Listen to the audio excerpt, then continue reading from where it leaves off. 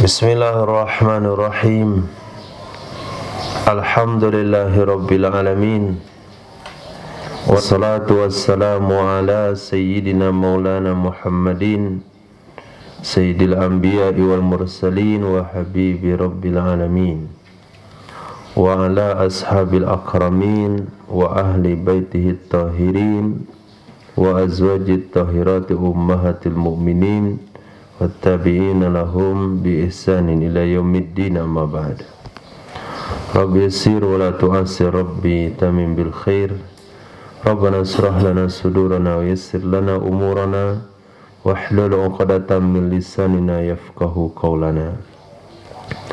Qala al-mu'allif rahimahullahu ta'ala wa adama nafa'a bi ulumi wa barakatihi wa nafahatihi wa madatihi wa karamati fid darini, amin.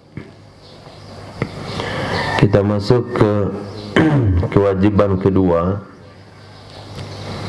yaitu mengafani jenazah. Wa takfinuhu bisatiri auratin, mengafaninya jenazah dengan sesuatu yang menutup aurat. Satiri aurah, dengan sesuatu yang menutup aurat, mukhtalifatin, yang berbeda, bidzukurati, dengan jenis kelamin laki-laki, wal unuthati, dan jenis kelamin perempuan. Dunnariki wal hurriyati, tidak beda dengan status budak dan kemerdekaan.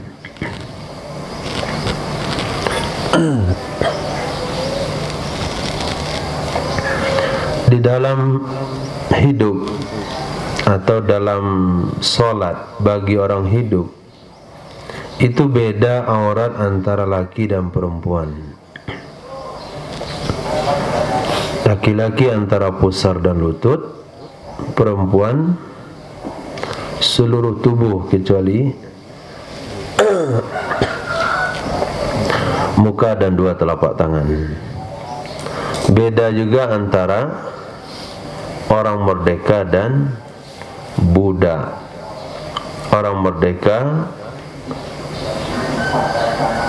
Orang merdeka yang perempuan, artinya perempuan yang merdeka seluruh tubuh kecuali muka dan telapak tangan.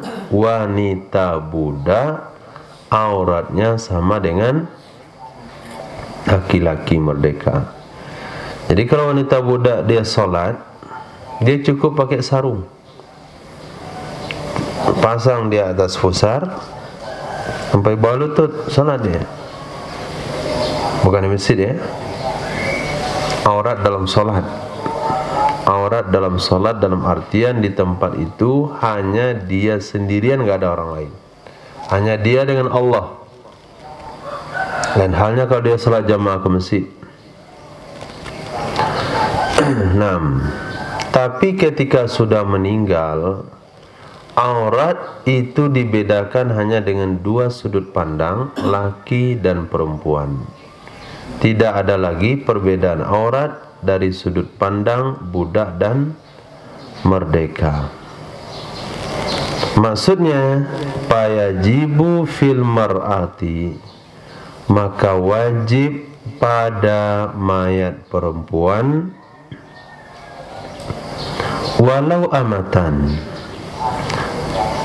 Amatan itu khobar dari kanat yang ditakdirkan setelah lau. Walau kanat amatan, walaupun ada ia budak walaupun ada ia mayat perempuan, itu amah, budak.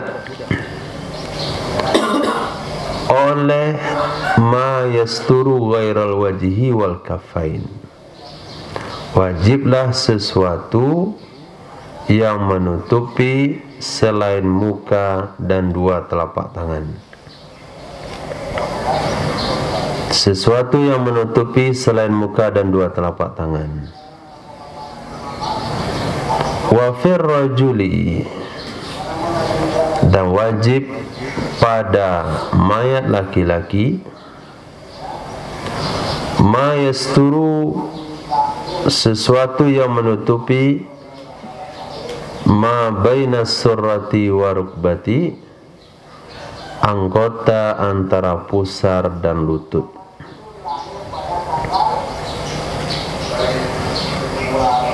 Wal iktifa'u bisatiril aurati, mencukupkan dengan sesuatu yang menutupi aurat, mencukupkan dengan sesuatu yang menutup aurat, dia adalah pendapat yang menganggap sahih akannya pendapat tersebut oleh Imam Nawawi di dalam sebahagian besar kitab-kitabnya. Al-iktifa'u bisatiril aurah, mencukupkan dengan yang menutupi aurat, maksudnya kafan itu cukup dengan sesuatu yang menutup aurat. Dia adalah pendapat yang menganggap sahih akan pendapat tersebut oleh Imam Nawawi di dalam sebagian besar kitab-kitab beliau. Wa naqalahu anil aktsarin, dan Imam Nawawi mengutip pendapat tersebut, dan Imam Nawawi mengutip pendapat tersebut anil aktsarin, dari kebanyakan ulama. Kenapa cukup kafan mayat sesuai dengan sesuatu, sesuai dengan kadar aurat masing-masing? Karena sesungguhnya itu adalah hak bagi Allah Subhanahu wa ta'ala.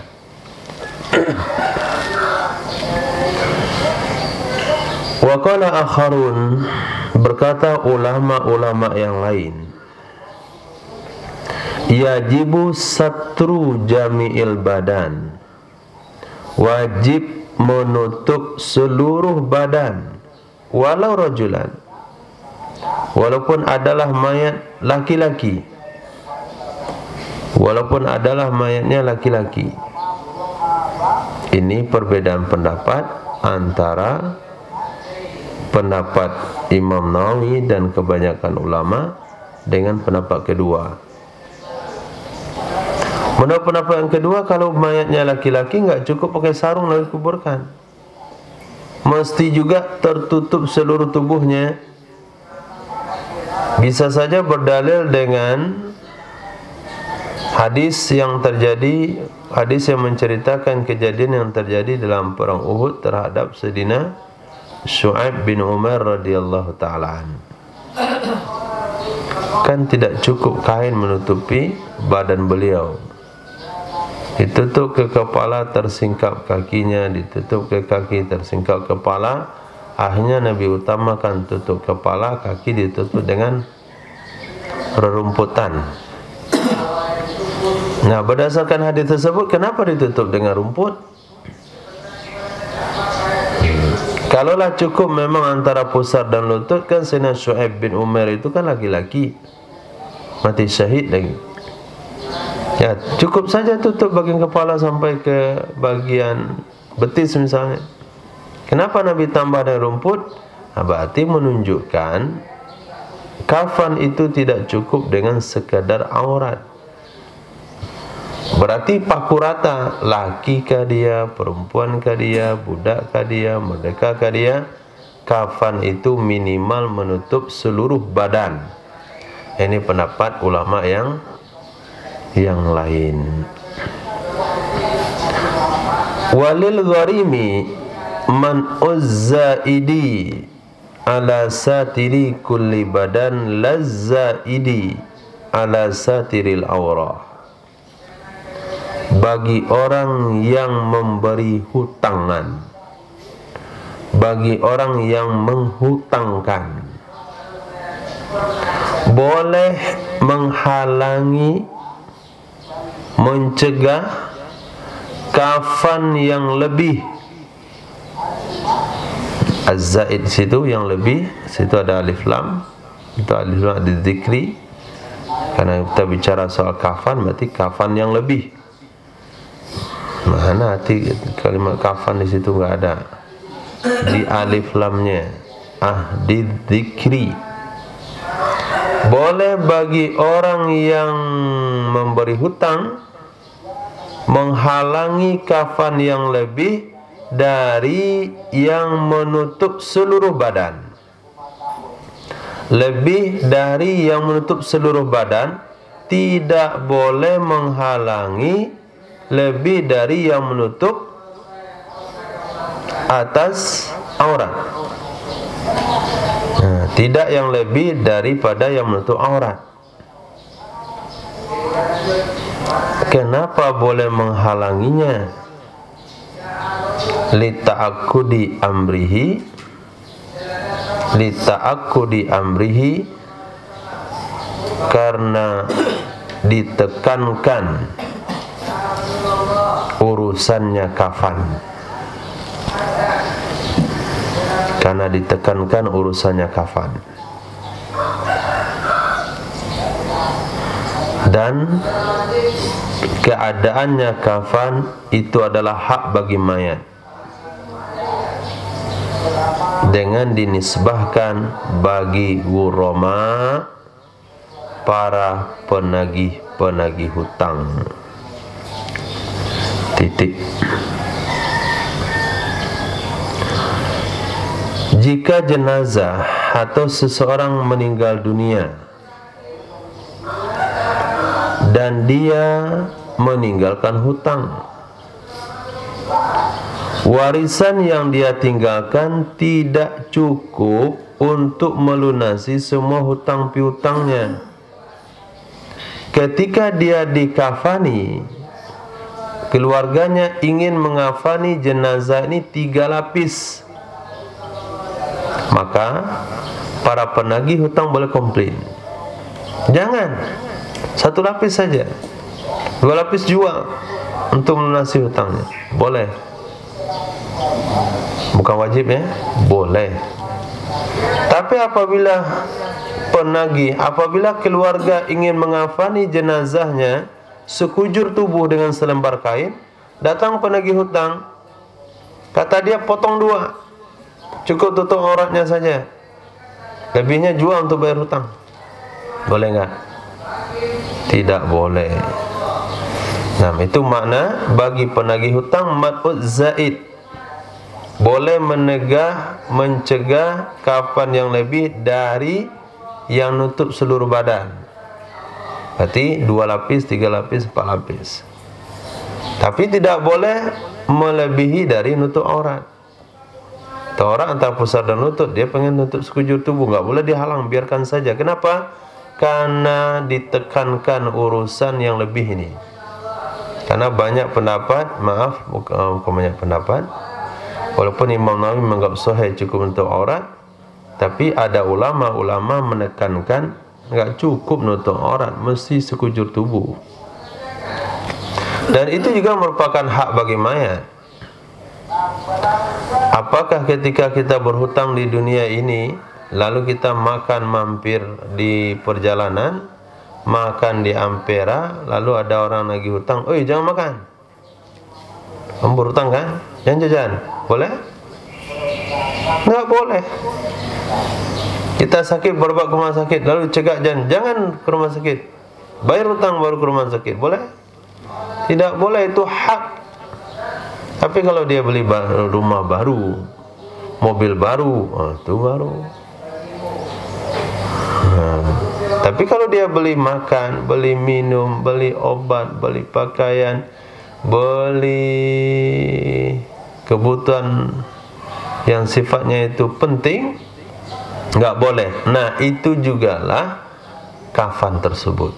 Kafan 1 lembar itu adalah hak bagi mayat. Titik.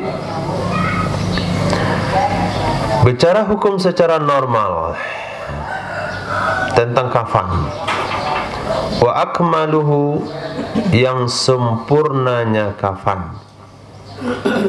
Lidzakari, bagi mayat laki-laki, salasatun adalah 3 lapis. Ya'ummu yang menutupi ia 3 lapis tersebut. Maaf, Pak, ini ke depan. Ya'ummu kullu minha yang menutupi oleh setiap dari 3 lapis akan badan. Itu sudah sempurna. Nah, kalau sudah sempurna, enggak boleh ditambah lebih dari 3 lapis. Kalau dibuat kafannya 7 lapis, maka hukumnya haram, mubadzir. Kullu shay'in yujawizul hadda inqalaba ila diddi. Setiap perkara yang melewati batas kembali ke lawannya. Ini kaidah usul. Setiap sesuatu yang melewati batas kembali menjadi lawannya. Yang sempurna 3, dia tambah dia 4, kembali jadi tidak sempurna. 3 aja dah sempurna, masa 4 enggak sempurna? Berarti enggak ngerti dia. 3 aja dah sempurna, masa 5 kamu bilang enggak sempurna? Kaidahnya ada, setiap sesuatu yang melewati batas kembali menjadi lawan. Kata dokter, ini obat makan 3 kali sehari. Biar cepat sembuh, makan 7 kali sehari. Obat kata enggak jadi obat dia. Inqalaba ila diddi, berubah menjadi penyakit. Akhirnya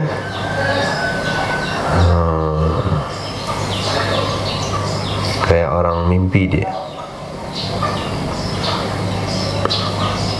Overdosis. Seperti kejadian kemarin tuh. Sampai sekarang masih perawatan. Sekali sebulan. Overdosis. Obat saya ada sisa nih, makan apa? Minum. Obat saya juga ada nih, minum. Ini berbuih-buih mulutnya. Mana bisa obat main sama-sama aja. Walaupun penyakitnya sama, obatnya belum tentu sama. Kenapa? Usianya beda. Obat belum tentu sama karena dosisnya, karena tensinya beda.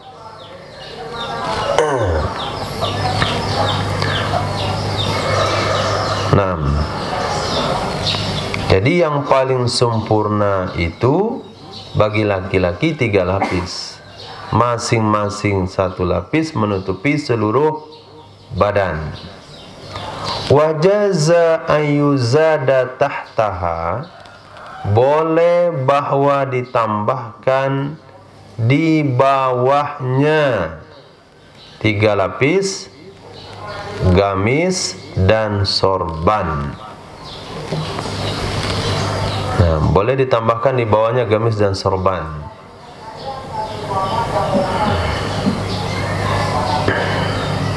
Maka gamis antum yang sudah usang itu, yang dipakai untuk mengaji, pakai untuk menghafal Quran, atau pakai untuk majlis khataman kubro, nah itu disimpan.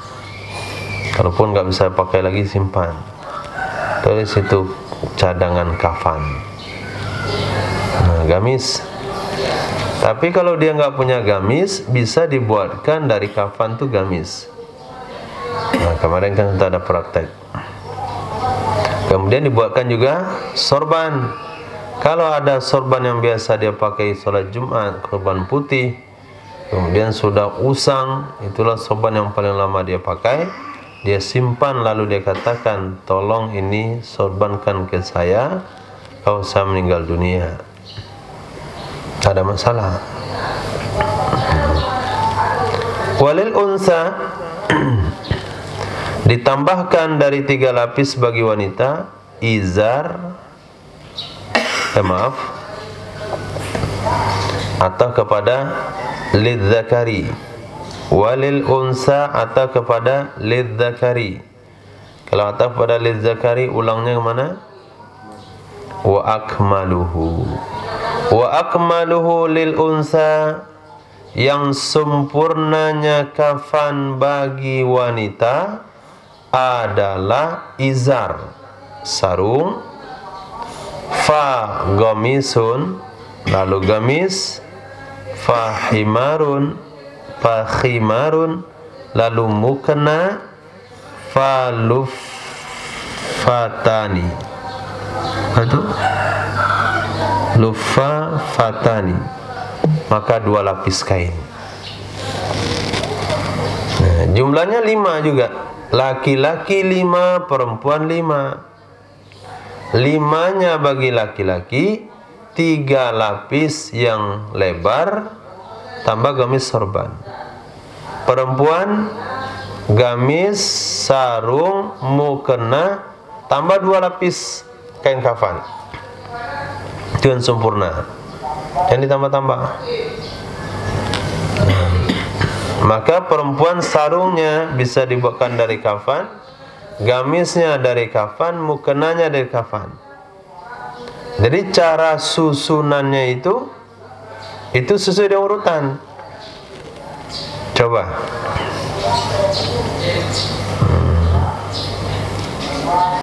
Kan dipasang ke kafan, dibentangkan lapisan luar dulu kan, kemudian lapisan 2 dari luar.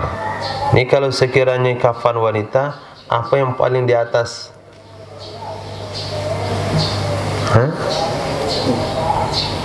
Apa yang paling di atas? Sarung.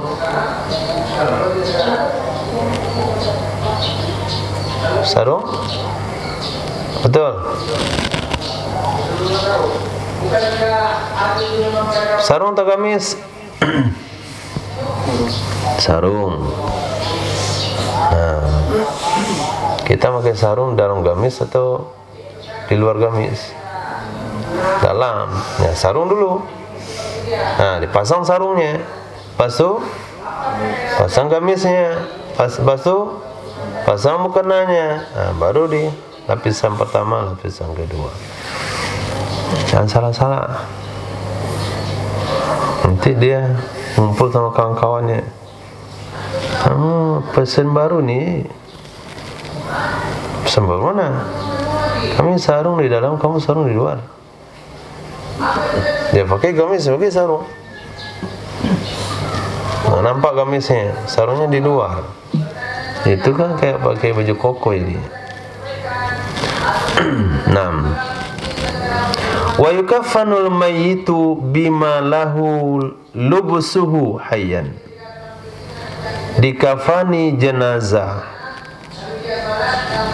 dikafani mayat dengan sesuatu yang boleh bagi mayat tersebut memakainya sesuatu waktu hidup. Ini hukum asal, hukum dasar bagi bahan kafan. Apa bahan kafan bagi seorang jenazah? Jawabannya gampang. Bahannya adalah sesuatu yang boleh dia pakai waktu dia hidup dulu.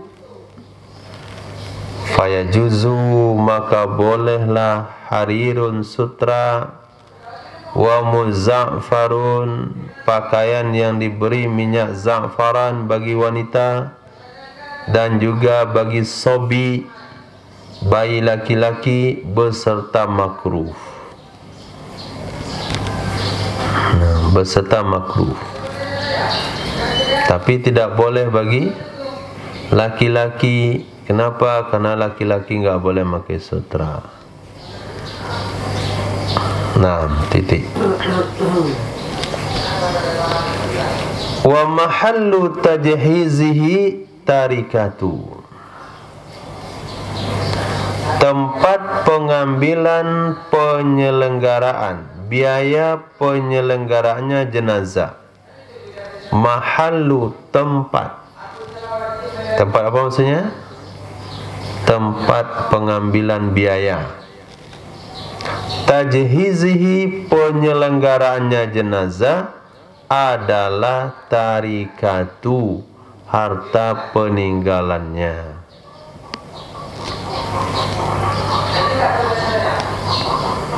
Kecuali istri dan pelayannya istri. Kecuali istri dan pelayannya istri, maka biaya penyelenggaraannya terhadap suami yang kaya, zaujin ghaniyin, suami yang kaya, alaihi nafaqatuhuma, yang kewajiban terhadapnya suami nafkah keduanya, istri dan pelayan istri.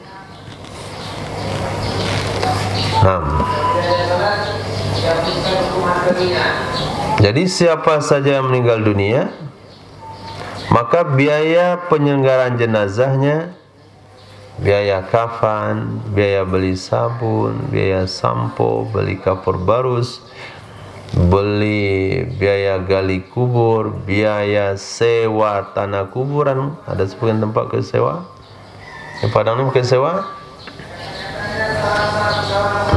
Situ saya rasa tidak, mungkin biaya sekali biaya mungkin juga perlu biaya, nggak ada keluarga yang memandikan. Kemudian sewa ambulan misalnya, perlu pakai ambulan karena jauh pemakamannya dari rumah. Nah, semua biaya-biaya itu diambilkan dari harta peninggalan mayat. Kecuali yang meninggal itu wanita, statusnya istri, maka semua biaya ditanggung oleh suaminya. Fa illam yakun lahu tarikatun, maka jika tidak ada baginya mayat harta peninggalan, maka jika tidak ada baginya mayat harta peninggalan, fa'ala man alaihi nafaqatu, maka dibebankan kepada seseorang yang terhadap orang itulah nafkah mayat tersebut. Seorang anak yang belum baligh meninggal dunia, tapi anak yang belum baligh itu punya tabungan, biaya penyelenggaranya dari uang tabungannya. Kalau enggak punya tabungan, penyelenggaraan ditanggung oleh orang tuanya. Min qaribin, dari karib kerabat, wa sayyidin, ataupun majikan. Kalau sekiranya yang meninggal dunia tidak punya harta peninggalan dan tidak punya karib kerabat yang bisa membiayai penyelenggaraan jenazahnya, maka jenazahnya diselenggarakan atas biaya baitil mal. Dia nggak punya harta peninggalan, dia tidak punya keluarga juga. Sebatang kara, itu istilah dari mana itu nggak tahu. Yang jelas sebatang kara itu nggak punya siapa-siapa. Maka yang menanggung adalah baitul mal. Hari ini ada baitul mal? Tidak ada juga baitul mal. Kalau tidak ada, fa'ala mayasiril muslimin, maka dibebankan kepada orang-orang kaya dari kaum muslim, orang-orang kaya dari orang-orang Islam. Maka di tempat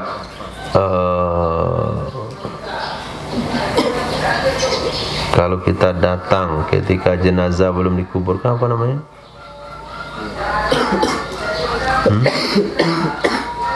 Apa namanya?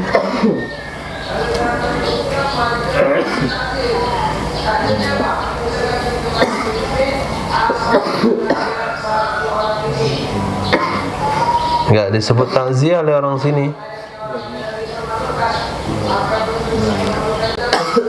Nah, itu di tempat melayat itu ada tong sampah biasanya.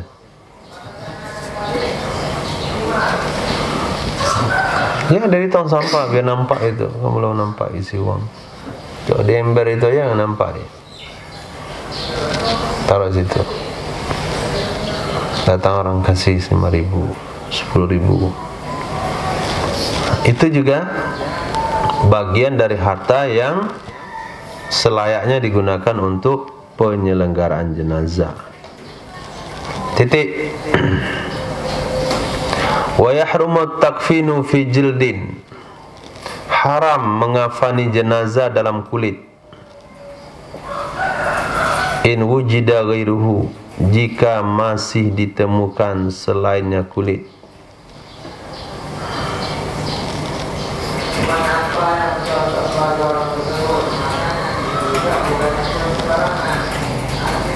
Ini orang meninggal dunia, berwasiat, berpesan, kalau saya meninggal semesti dikafankan pakai kulit.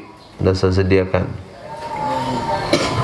karena selama ini saya hidup dengan serba kulit. Sendal kulit, sepatu kulit, jaket kulit, sofa kulit, tempat duduk kursi mobil kulit.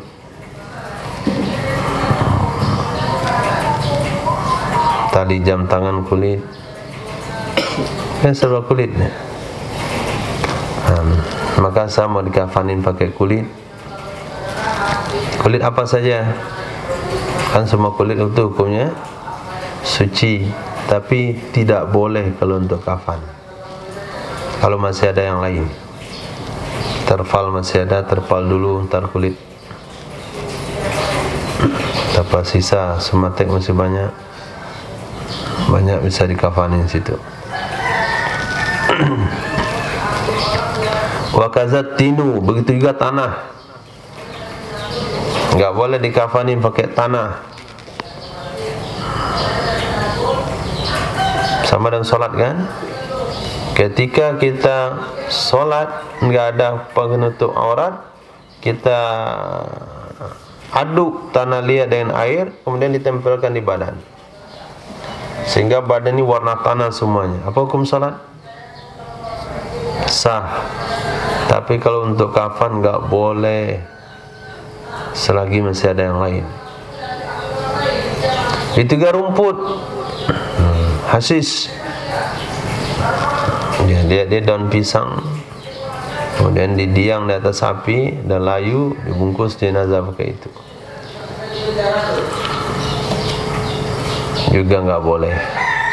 Tapi kalau enggak ada yang lain boleh. Fa illam yujad saubun, jika tidak ditemukan pakaian, wajaba jildun, wajiblah kulit. Kulit dulu yang utama kalau pakaian enggak ada. Kalau enggak ada kulit, kemudian baru hasis, rumput-rumputan dulu, daun-daunan dulu. Kemudian kalau tidak ada daun-daunan, rumput-rumputan, baru tanah. Tanah itu yang terakhir. Fima stazharahu syekhuna, pada pendapat yang menjelaskan akannya oleh guru kita Imam Ibnu Hajar Al-Haytami.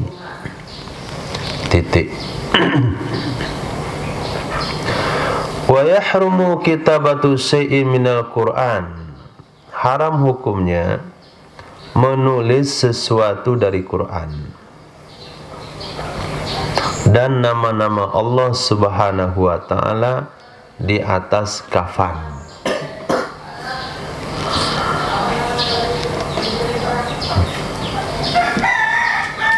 Tujuannya apapun tujuannya, yang jelas haram hukumnya. Tabarukah tujuannya, enggak mau jauh dari Quran kah kata dia, atau supaya enggak ditanya malaikat, dia pakai jimat semuanya. Ada cerita si Bahlul. Cerita Bahlul itu artinya cerita orang-orang bodoh. Dia ketika mau meninggal dunia berwasiat pakai kapan yang lusuh, kapan bekas. Udah lama kali kapan tuh. Ini kalau saya meninggal tolong ya pakai kafan. Ditanya kenapa kamu wasiat pakai kafan ini? supaya masuk kubur nggak ditanya malaikat. Ini dah lusuh kapan dah lama ini. Nggak bisa dilogikakan begitu. Tapi cerita-cerita logika itu ada memang. Ada ide-ide konyol begituan diriwayatkan daripada mulut ke mulut. Bahkan ada dituliskan cerita lucu. Itu lucunya mereka dulu. Kenapa? Karena masih punya pemikiran supaya selamat dari azab kubur. Enggak bisa begituan. Apalagi kalau sampai dia tulis 30 juz Al-Quran di kafannya. Pesan di printing 30 juz Al-Quran, dikafanin di situ. Biar malaikat nanti enggak tanya, ini ahli Quran. Di ujung kaki sampai kepala itu ayat Quran saja. Haram hukumnya. Nah, nama Allah juga haram ditulis. Kenapa haram? Karena di situ ada sisi menghinakan. Di situ ada sisi mencemarkan nama Allah dan Al-Quran dengan benda najis. Sekarang memang bersih, sekarang memang diletakkan pada posisi yang bersih. Tapi beberapa saat lagi itu jenazah akan hancur. Maka dan kita ada qaikul akhbar. Kita yang sebagian ulama mengatakan enggak boleh dibaca. Itu pada hari yang kesekian jenazah itu gembung dia. Gembung. Kemudian meletus. Tapi enggak kedengaran bunyinya. Udah tuh. Bau air, bau nanah semuanya. Mata lepas dari cangkangnya. Lepas. Hidung lepas. Masya Allah. Ngeri lah pokoknya. Nah, nanti kafan itu kan berlumuran dengan nanah-nanah yang itu. Itu yang menyebabkan haram. Wala ba'sa bi kitabatihi birriq. Tidak mengapa menuliskannya Al-Quran atau nama Allah dengan air liur. Contoh aja tuh air liur. Pakai air misalnya. Tuliskan Yasin di kafan pakai air. Itu enggak ada masalah. Enggak ada masalah dari sisi menulis, dari sisi menajiskan Quran. Kenapa? Karena tulisan itu kan tidak tetap, bakalan kering. Lebih cepat keringnya tulisan itu daripada membusuknya jenazah. Bahkan lebih cepat keringnya tulisan itu daripada dipakaikan ke jenazah. Tapi haram hukumnya kalau ada akidah-akidah yang lain di situ. Etikat yang lain itu haram di segi etikat. Kata dia, tolong nanti dituliskan di kafan saya ayat kursi bagian punggungnya dengan air, dengan apa sajalah, dengan air mawar atau dengan air liur atau dengan air wudu. Kenapa emangnya? Karena itu tidak akan ditanya. Orang yang memakai kafan dari jenazah, yang memakai kafan dari bertuliskan ayat kursi, ayat Quran, tidak akan ditanya malaikat. Itu haram. Haram di segi menambah-nambah agama. Haram di segi akidah dan etikatnya. Tapi kalau polos-polos saja, apa ditulis ya, ditulis ambil berkah. Nah, supaya ambil berkah. Kalau begitu enggak ada masalah. Ditulis pakai air karena tidak akan mencemarkan Quran. Wa aftah Ibnu Salah bi hurmati satril janazah bi harir. Memfatwakan oleh Imam Ibnu Salah haram menutup jenazah dengan sutra walaupun wanita. Jenazah terbaring di tengah rumah kan ditutup dengan kain panjang biasa itu. Nah, sekarang kita tutup pakai sutra. nampakkan kaya begitu, itu hukumnya haram. Sebagaimana haram menghiasi rumahnya dengan sutra. Sebagaimana haram menghiasi rumahnya wanita dengan sutra.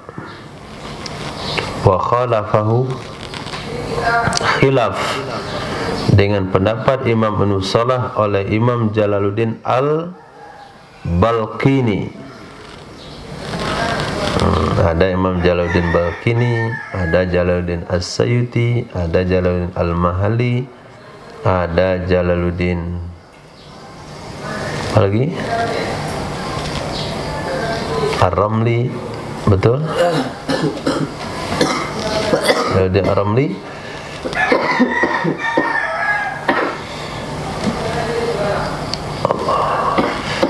Fajawazal harira fiha, maka membolehkan ia Imam Jalaluddin Al-Balqini atau Al-Bulqini akan memakai sutra di dalamnya menutup jenazah.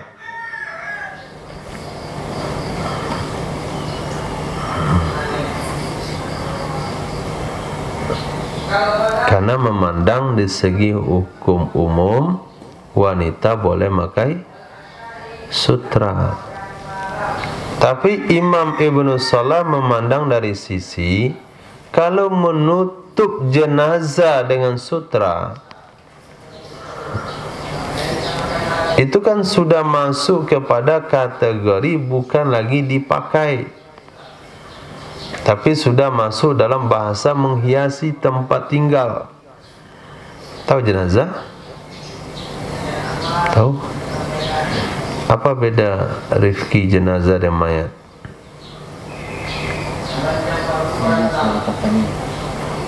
Jenazah ada kafani, mayat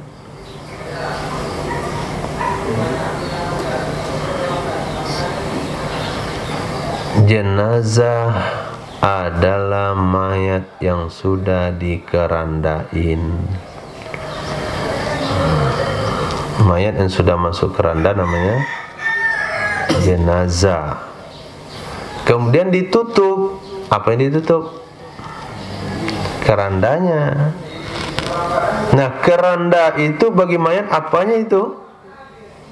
Tempat tinggalnya, rumahnya. Maka menghiasi rumahnya, wanita kan nggak boleh pakai sutra. Boleh wanita pakai gorden rumah sutra? Boleh wanita pakai spray sutra? Spray boleh itu dipakai. Selimut boleh, gorden enggak boleh, karena gorden enggak dipakai, hiasi rumah. Jika selimut nyentuh badan, spray nyentuh badan, untuk baju nyentuh badan, itu gorden tidak. Nah, Imam Ibnu Salah memandang kalau yang ditutupkan itu ke keranda. Keranda itu kan tempatnya jenazah. Itu kan sama dengan memakai sutra ke rumah. Wanita nggak boleh menghiasi rumahnya dengan sutra. Kata Imam Jalaluddin Al-Bulqini, itu kan masih dekat dengan badan dia. Nah, samalah dengan selimut. Nah, sama dengan penutup badan. Jadi karena sudut pandang itulah maka terjadi dua pendapat. Dan juga Imam Bulqini membolehkan pada anak-anak,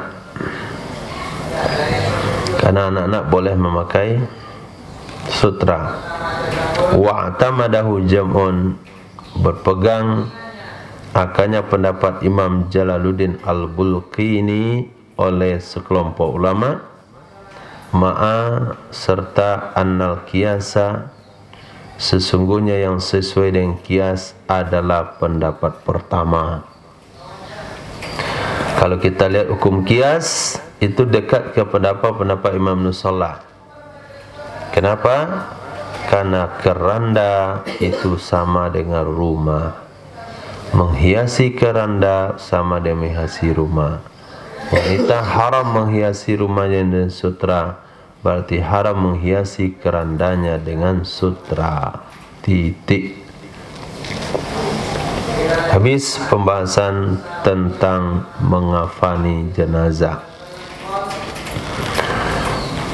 Masuk ke pembahasan menguburkan jenazah. Seharusnya menyelatkan dulu, tapi nanti dibahas karena mungkin itu lebih panjang.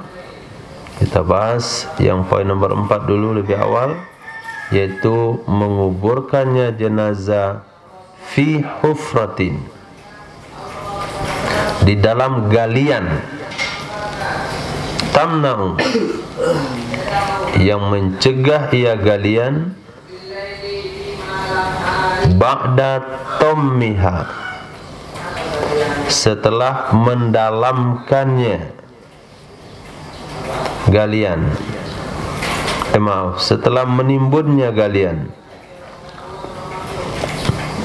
Ba'da tommiha, setelah menimbunnya galian. Apa yang dihalang oleh galian itu? Raihatan, akan bau. Artinya zuhuroha, munculnya bau.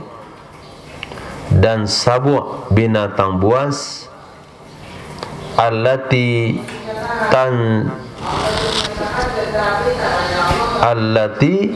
mana allati? Sabu'an pakai ta, pakai nun. Ai nabashahu laha, yang akan menggali ia binatang buas akannya.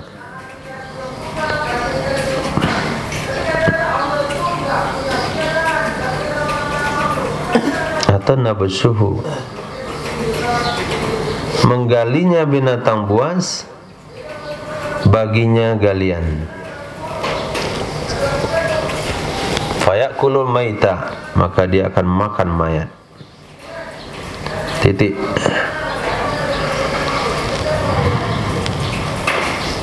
Ini batasan dalamnya sebuah kubur, atau ketentuan umum yang sah untuk kubur, yaitu berupa galian. Berupa galian artinya tanah yang digali, ketika ditimbun itu dia bisa meredam bau busuk dari bangkai itu. Itu syarat pertama. Yang kedua, bisa menyelamatkan mayat daripada galian binatang buas. Berapa dalamnya? Terserah, yang penting cukup syarat itu. Ini syarat minimal.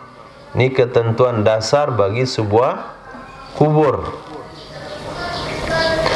Wa kharaja bihafratin, keluar dengan kategori hufra, galian, yaitu wad'uha biwajhil ardi, meletakkannya jenazah di permukaan bumi, wa yubna alaihi, lalu dibangun di atasnya, ma yamna'u dzainika, sesuatu yang bisa mencegah dua perkara itu.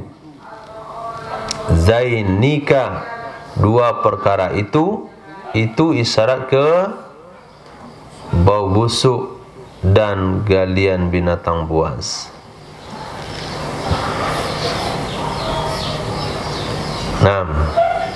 Jadi tidak boleh jenazah ditaruh di permukaan tanah, lepas itu baru ditimbun.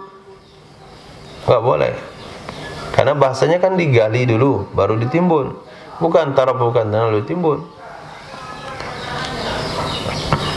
Kalau agama lain buat begitu tuh tidak ada masalah. Kita kan beda agama sama mereka. Ada sebagian agama itu dia nggak dikubur jenazahnya, diletakkan di atas permukaan tanah, kemudian baru ditimbun dia, baru disemen dia. Jika dicongkel semennya, jumpa itu jenazah permukaan tanah. Bagaimana di Mustafa Kemal? Itu kan nggak dikubur, pernah ke Turki. Karena Abu Bakar pergi Turki ya. Pernah ke Turki? Nah, saya kayaknya belum pernah juga. Kayaknya belum pernah deh. Lupa. Itu jenazah Mustafa. Kalau bahasanya kita nggak berani bilang laknatullah ya. Tapi gitulah Mustafa Kemal yang merubah ajaran Islam menjadi ajaran liberal. Sampai berani dia azan pakai bahasa Turki, nggak pakai bahasa Arab. Nggak boleh pakai bahasa Arab lagi, pakai bahasa Turki, Inggris dan sebagainya. Wanita boleh berkarir, macam-macam dia buat. Akhirnya dikubur jenazahnya, sudah ditimbun keluar lagi, ditimbun keluar lagi, timbun keluar lagi. Nggak terima oleh tanah, itu betul tanah nggak mau terima itu. Akhirnya dibikin bangunan di atas tu. Mungkin sempat mau keluar juga kali, maka dibuat berapa ton katanya, ton ukuran berat bangunannya baru nggak keluar dia. Itu bagaimana? Mana hukumnya? Buat begitu? Enggak mengapa buat dia. Kenapa? Karena haram ketika tidak uzur menggali. Haram perbuatan tadi ketika tidak uzur menggali lubang. Ini sudah uzur bagi dia gali lubang. Capek orang gali lubang, masukkan ditimbun keluar lagi dia. Besok muncul lagi di permukaan kubur dia. Timbun pagi ini, ntar sore keluar lagi dia. Keren juga dia, bisa keluar sendiri. Kayaknya nggak bisa ini, uzur. Itu menurut sejarahnya. Nggak bisa ditimbun, nggak bisa ditanam, terpaksa dihimpit di beban berat di atasnya, baru bisa. Nah, maka orang yang melakukannya itu tidak dianggap berdosa. Kenapa? Karena mereka sudah usaha melakukannya, memang jenazahnya yang nggak mau dikubur.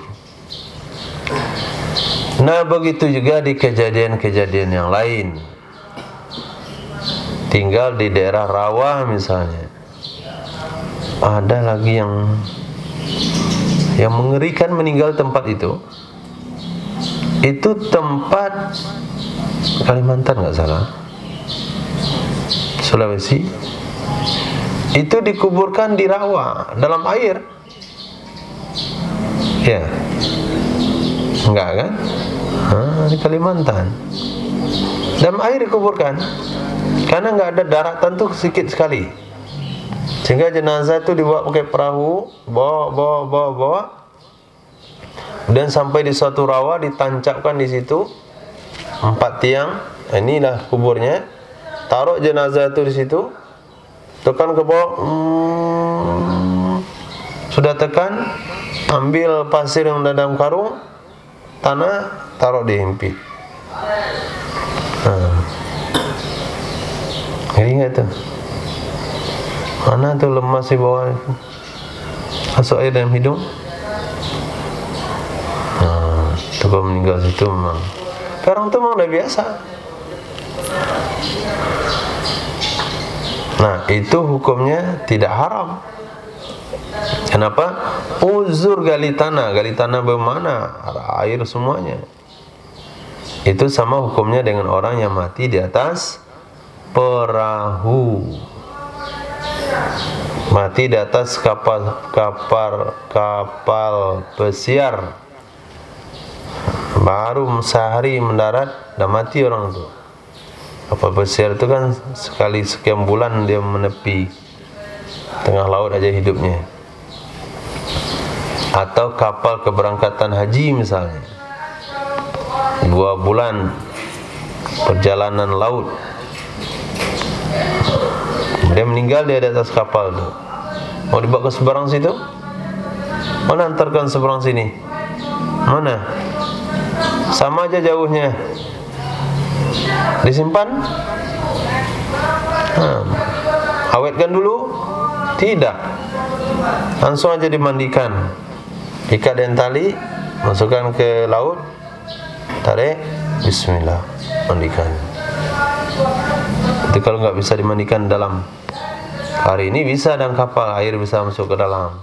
Dulu kapal air mana masuk ke dalam.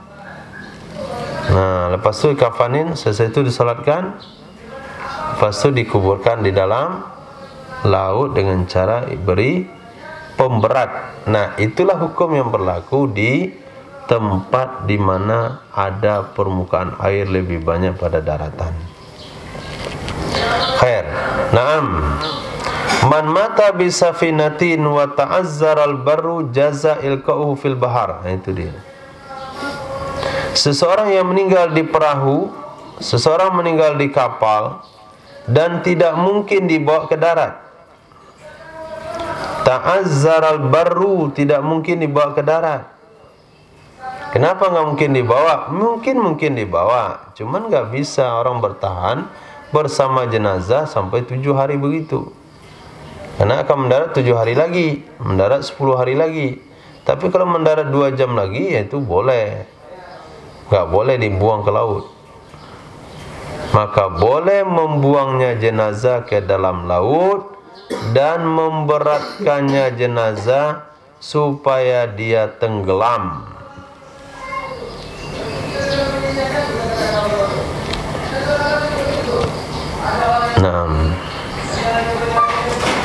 Wa illa jika tidak uzur, artinya masih bisa dibawa ke darat karena penyeberangan cuman antara Merak Bangkahuni, enggak akan berubah jenazah sampai di pantai, sampai di pelabuhan, fala, maka tidak boleh diceburkan ke dalam laut.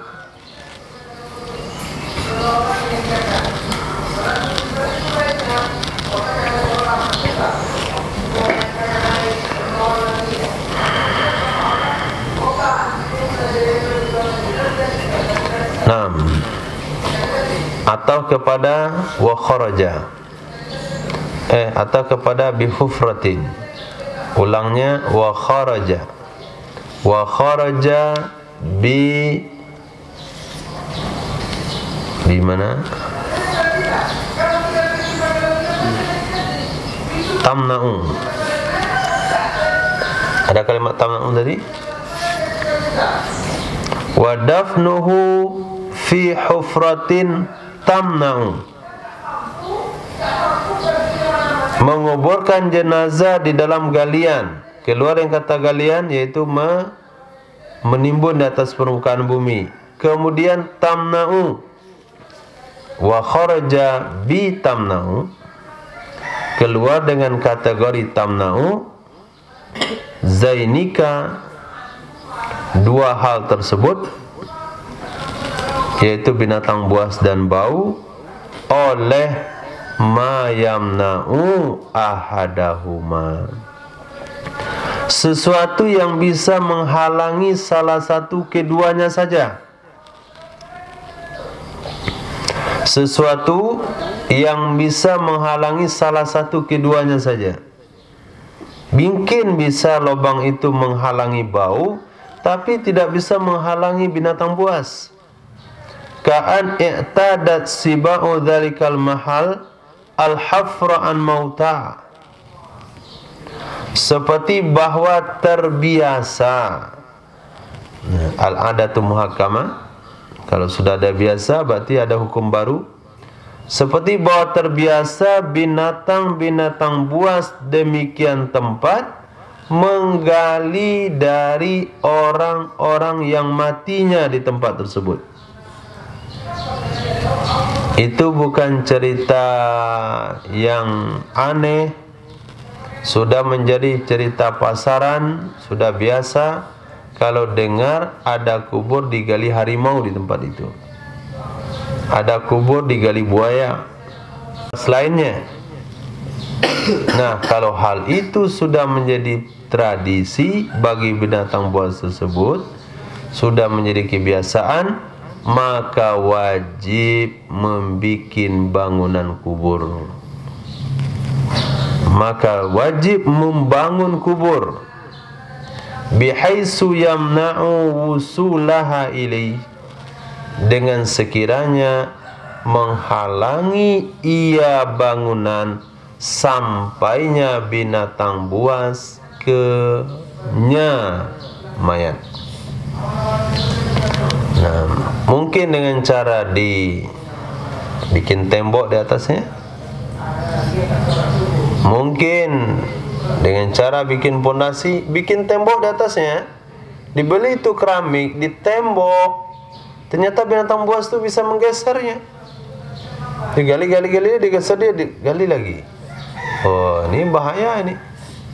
Ternyata di situ kubur tuh mesti dipasang bata dari bawah. Sudah gali kubur, pasang di bata. Masukkan mayat, dicor, baru aman. Nah, kalau seperti itu tempatnya wajib buat begitu. Tapi kalau sekiranya tempat tuh nggak ada yang gali, cuman tuh gaya-gaya, jika membuat bangunan di atas kubur hukumnya haram. Membuat bangunan di atas kubur hukumnya haram, kecuali bagi kubur para masyayikh yang ziarah mereka diharapkan keberkahan dari Allah. Nah, kecuali di tanah sendiri punya makruh di segi bikin bangunan, tapi di segi mengeluarkan biaya yang berlebihan untuk perkara yang tidak penting itu haram juga di segi hukum mubadir. Mendingan dia belikan nilai dari kuburan itu ke keramik satu kotak, sumbangkan ke masjid, ada pahalanya. Ini dihias kuburnya, lomba-lomba kubur yang bagus, haram hukumnya. Orang tuanya yang di dalam pun pasti nggak setuju. Nah, pasti nggak setuju. Dan usaha menjual kuburan juga haram. Nah, usaha jual kuburan juga haram. Bahkan itu menipu. Karena di Padang ini kan ada kuburan pinggir jalan. Nah, kita udah ucapin salam, nanti produksi kuburan. Kenapa haram menjual kuburan? Karena ta'awun, kerjasama. Dia membeli kuburan untuk ayahnya haram, membuat bangunan atas kuburan haram, kamu yang memproduksi juga haram. Bagaimana ada yang jual kuburan untuk orang kafir? Bersalib di situ kan nggak ada hukum haram bagi dia. Sama saja. Apakah boleh memberi makan najis kepada orang kafir? Menghidangkan daging babi untuk orang kafir? Nggak boleh. Sama saja. Maka jangan buat usaha buat kuburan. Itu usaha bid'ah itu. Nah, tapi kalau ada keperluannya seperti yang dibahas di sini, misalnya kuburnya dari kubur, tapi karena air bah terkikis, karena nampak sedikit lagi keluar kakinya misalnya, karena tepi jurang, boleh didam sini. Itu uzur namanya. Atau rawan banjir, atau rawan binatang buas seperti yang dibaca di kitab tadi, maka boleh wajib membuat bangunan di atas kubur dengan standar bisa mengatasi hal itu, bisa mengatasi binatang buas sampai ke kuburan, sampai ke jenazah. Titik. Itu hukum dasar bagi sebuah kubur. Yang sempurnanya bagaimana? Wa akmaluhu, yang sempurnanya kubur adalah qabrun wasi'un, kubur yang luas. Umiqa, yang didalamkan. arba'atu azru', 4 hasta, wa nisfun, dan setengah, dengan hasta tangan, 4,5 hasta. 1 hasta ini setengah meter nih. 2 hasta semeter. 4,5 berapa, Rifki? 1 hasta setengah meter. 1 hasta setengah meter. 4,5 hasta berapa meter? 2 meter saparampe. Nah, oke, jadi dibilang 5 hasta baru 2,5 meter. Ini enggak 5 hasta, 4 hasta setengah, berarti 2 meter saparampe. Ini maksimal sempurna dalamnya kubur. Nah, di kitab dalam kitab Fathul Qarib, nah, agak sulit memahami bahasanya, mudah dipahami tapi sulit terjemahannya. Qamatan wa bastatan, sedalam orang berdiri tambah ngangkat tangan ke atas. Nah, kita berdiri tambah angkat tangan ke atas. Nah, di ujung jari ini nih, angkat tangannya ini bahasa Arabnya bastoh. Bahasa Indonesianya apa? Hah? 1 beri tambah bastoh, mengulurkan tangan ke atas. Nah, susah terjemahnya. Tapi kalau bahasa Minang mudah. 1 tangan, 1 beri tambah sajulek. Nah, itu sajulek bahasa mana nggak tahu saya. Mungkin bahasa Kalimantan. Bahasa Tigo Jangkau kali. 1 hasta sajulek. Nah, susah untuk dipahami sajulek itu apa ya? Ya, berdiri tambah angkat ke atas. Nah, ini lebih mudah bahasanya nih. Maksimalnya adalah 4,5 hasta. Mudah dipahami, 4,5 hasta. Titik. Cukup tentang ukuran kubur. Nanti kita lanjutkan bagaimana cara pengebumian jenazah.